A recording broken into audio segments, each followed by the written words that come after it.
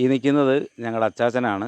അച്ചാച്ചനും അമ്മയും കൂടെ ചേർന്ന് ഉണ്ടാക്കിയെടുത്തിട്ടുള്ളൊരു വാഴത്തോട്ടമാണ് നിങ്ങൾ കാണുന്നത്. ഈ തോട്ടത്തിൽ വാഴ മാത്രമല്ല, ചേന വെച്ചിട്ടുണ്ട്, കപ്പ വെച്ചിട്ടുണ്ട്, മുളക്, അങ്ങനെ കുറേ സാധനങ്ങൾ ഇവിടെ വെച്ചിട്ടുണ്ട്. അപ്പോൾ ഇത് കുറേ നാളത്തെ അവരുടെ പരിശ്രമം കൊണ്ട് ഉണ്ടാക്കിയെടുത്തതാണ്. ഇപ്പം വാഴകളെല്ലാം നല്ല കരുത്തായി വന്നു. ചില വാഴകളൊക്കെ കുലയ്ക്കാനായിട്ട് തുടങ്ങിയിട്ടുണ്ട്. അപ്പോൾ ഇതൊക്കെ കാണുമ്പോൾ ഒരു വലിയ സന്തോഷമാണ്. ആ സന്തോഷത്തിനൊരു കാരണമുണ്ട്. 2014 അച്ചാച്ചനൊരു മാരകമായിട്ടുള്ളൊരു അസുഖം വന്ന് കിടപ്പിലായ ആളാണ്. അതേപോലെ അമ്മയാണെങ്കിലും കഴിഞ്ഞ വർഷം ബൈപ്പാസ് സർജറി കഴിഞ്ഞ ആളാണ്. അപ്പോൾ ഇവർ ഈ രോഗികളായിരുന്ന 2 പേരാണ് ഇത്രയും വലിയൊരു തോട്ടം ഉണ്ടാക്കിയെടുത്തിരിക്കുന്നത്.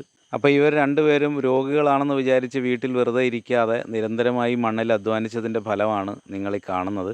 അപ്പോൾ നമ്മുടെ ഒരു വീട് അവിടെ പണിയുന്നുണ്ട്. ആ വീടിൻ്റെ 3 വശത്തായിട്ടാണ് ഈ തോട്ടം നമ്മൾ സെറ്റ് ചെയ്തിരിക്കുന്നത്.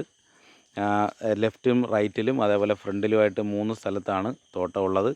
നല്ല രീതിയിൽ കാര്യങ്ങളെല്ലാം മുന്നോട്ട് പോകുന്നുണ്ട്. അപ്പോൾ നിങ്ങളുടെയൊക്കെ മാതാപിതാക്കൾ വീട്ടിൽ ഇതുപോലെ രോഗികളായിരിക്കുന്നുണ്ടെങ്കിൽ അവരെ അങ്ങനെ തന്നെ ഇരുത്താതെ ചെറിയ ചെറിയ എന്തെങ്കിലും വർക്കുകളൊക്കെ ഉണ്ടെങ്കിൽ, ഇതുപോലത്തെ കൃഷികളോ അല്ലെങ്കിൽ അതുപോലത്തെ എന്തെങ്കിലും വർക്കുകളുണ്ടെങ്കിൽ അവരെ കൊണ്ട് ചെയ്യിക്കുകയാണെങ്കിൽ അവർക്ക് നല്ലൊരു റിലാക്സേഷനും ആകും. അതേപോലെ ഇതൊക്കെ കാണുമ്പോൾ നമുക്കും ഒരു സന്തോഷമാണ്.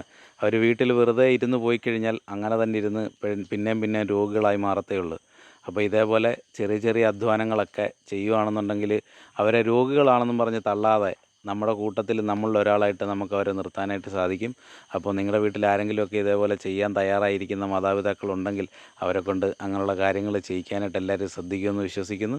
അപ്പോൾ ഈ വാഴയുടെ കൊലയൊക്കെ വന്ന് എല്ലാം പാകമായി കഴിയുമ്പോൾ ഇത് വിളവെടുക്കുന്ന വീഡിയോ എല്ലാം തന്നെ നമ്മളിത് ഉൾപ്പെടുത്താം. അപ്പോൾ ഈ ഒരു ചെറിയ വീഡിയോ ആർക്കെങ്കിലുമൊക്കെ പ്രചോദനമാകുമെന്ന് വിശ്വസിക്കുന്നു. അപ്പോൾ മറ്റൊരു വീഡിയോ കാണുന്നവരെ എല്ലാവർക്കും നമസ്കാരം.